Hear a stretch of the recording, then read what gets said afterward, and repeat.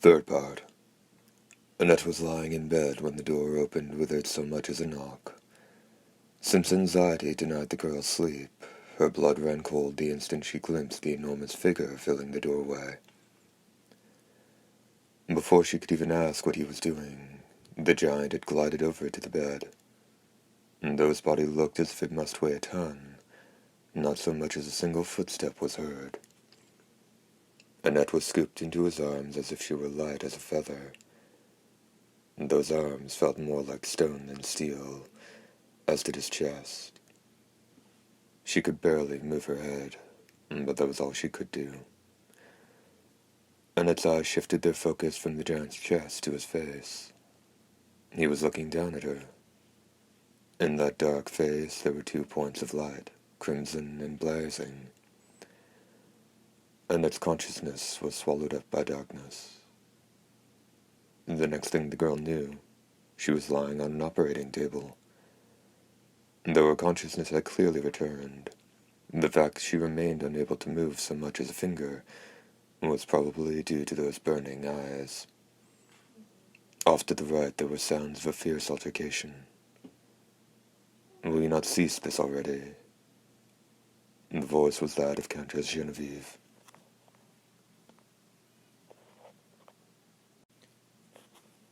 "Don't interfere in this." That was the Grand Duke. "He is waiting. Just one more step, and our aims will be achieved.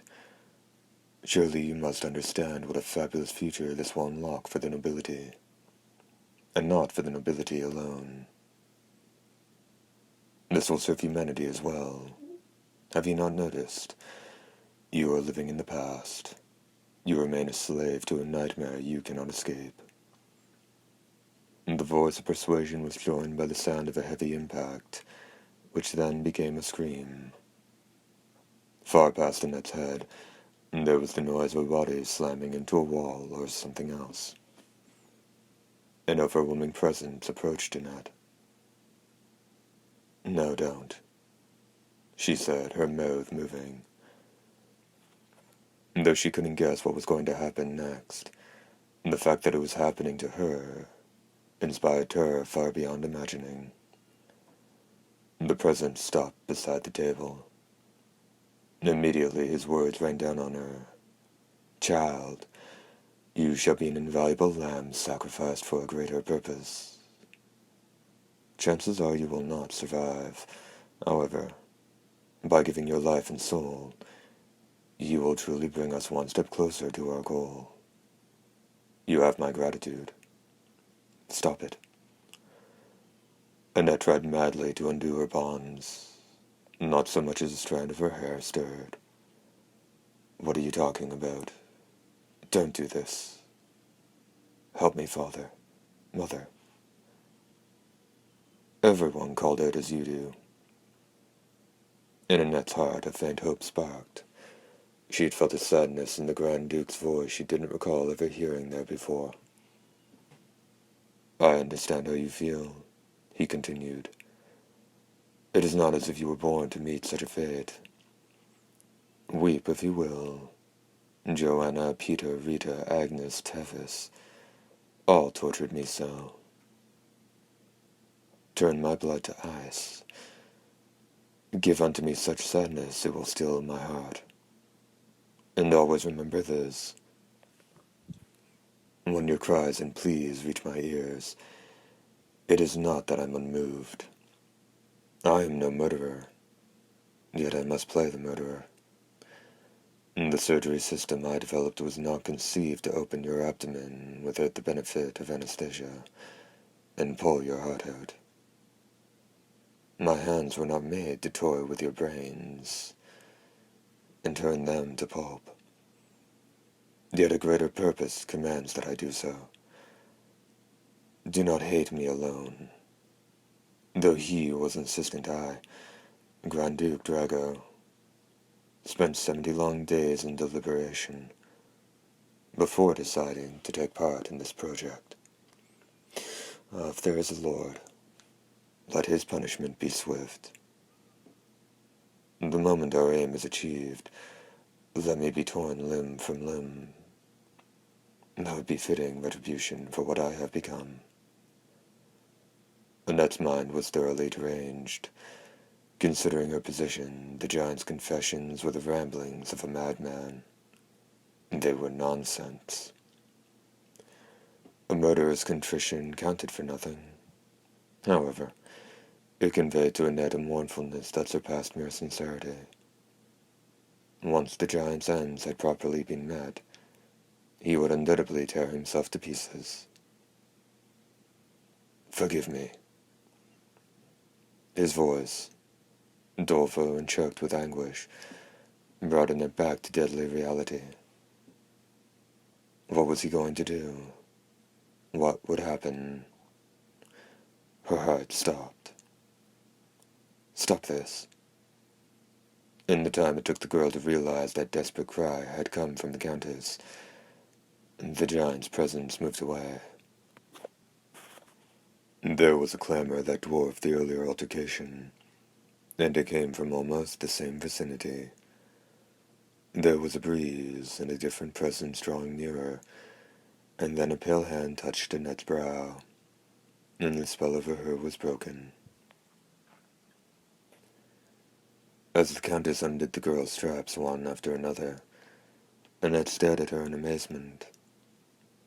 Far off to the right, between mechanisms of unknown purpose, the Grand Duke was pulling his massive form to its feet, while purple sparks showered him. Apparently the force of his impact had shorted the machinery.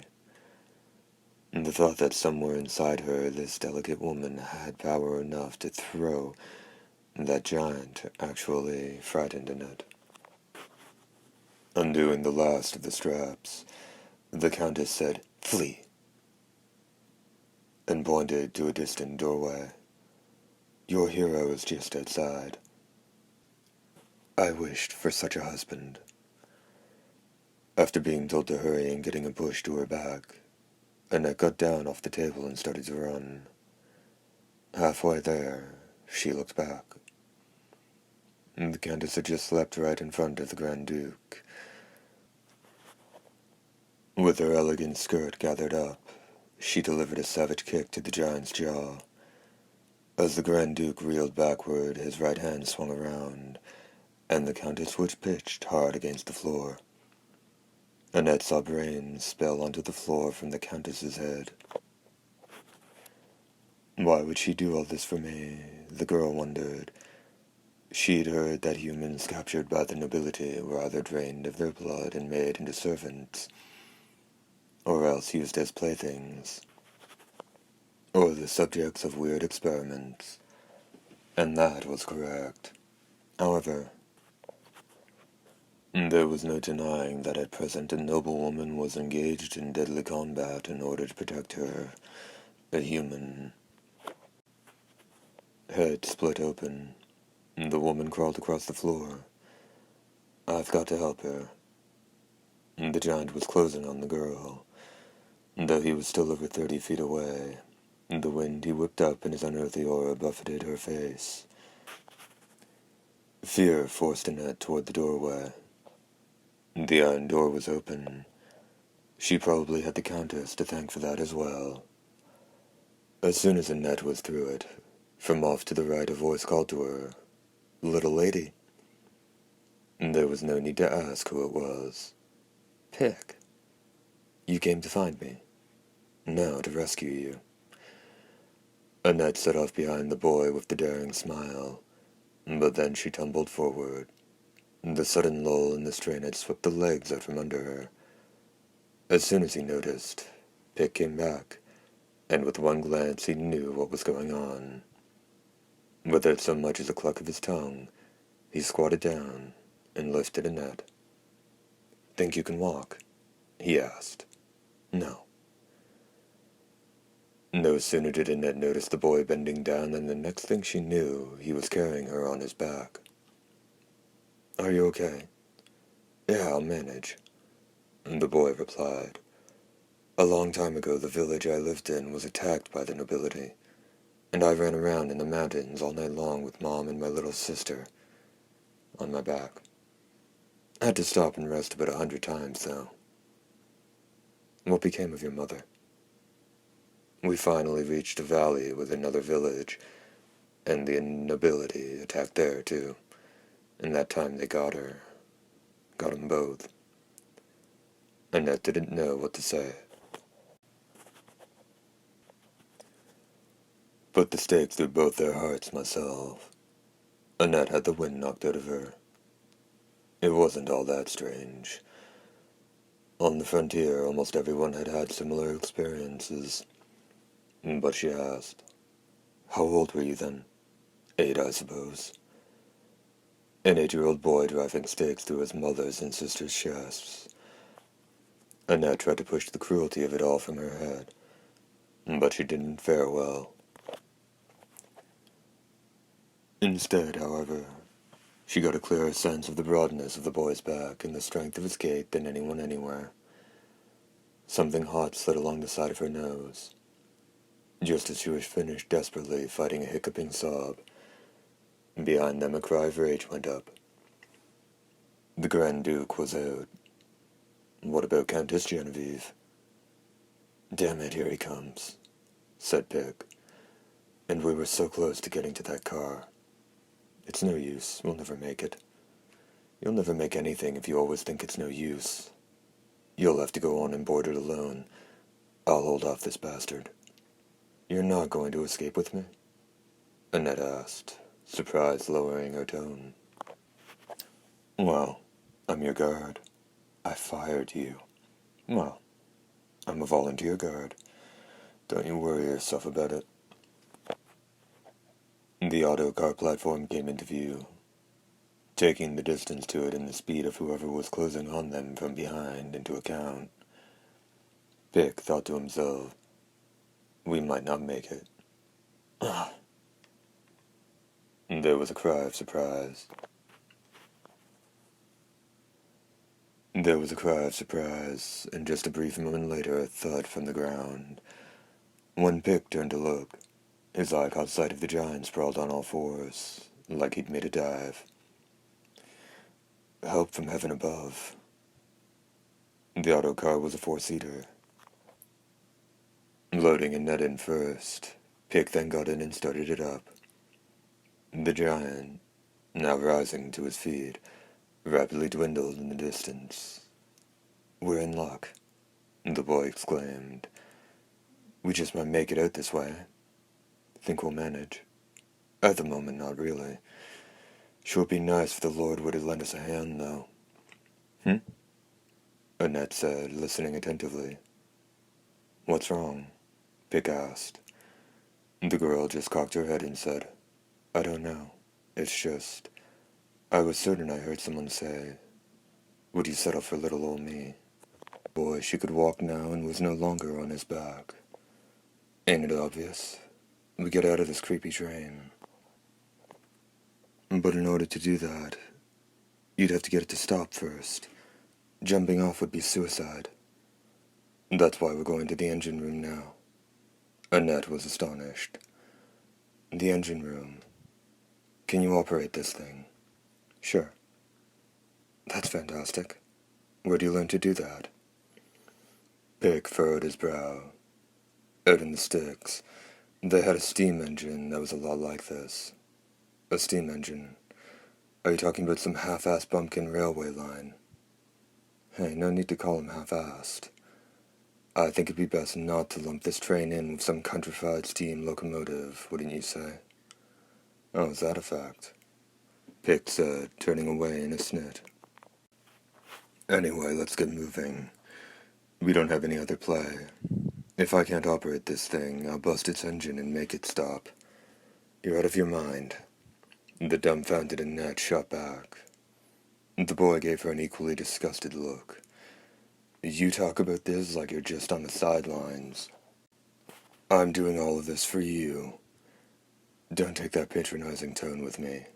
No one ever asked for your help. You got a problem with that? No, you've got a problem with that." Just as their argument was beginning to escalate, figures alighted from the ceiling to stand before the pair. "What the hell?" Pick exclaimed, backing away. Annette couldn't say a word.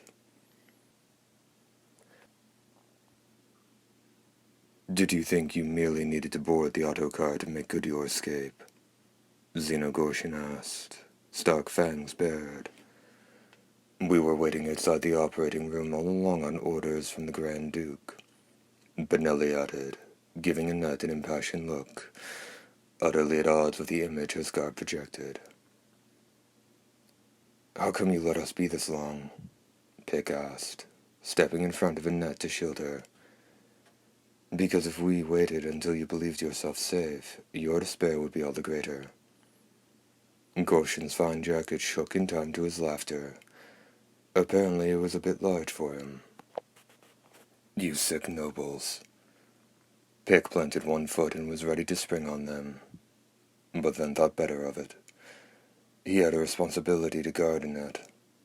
However, now faced by these two noblemen who were even more wicked and powerful than before, he wasn't sure if he'd ultimately be able to fulfill that duty.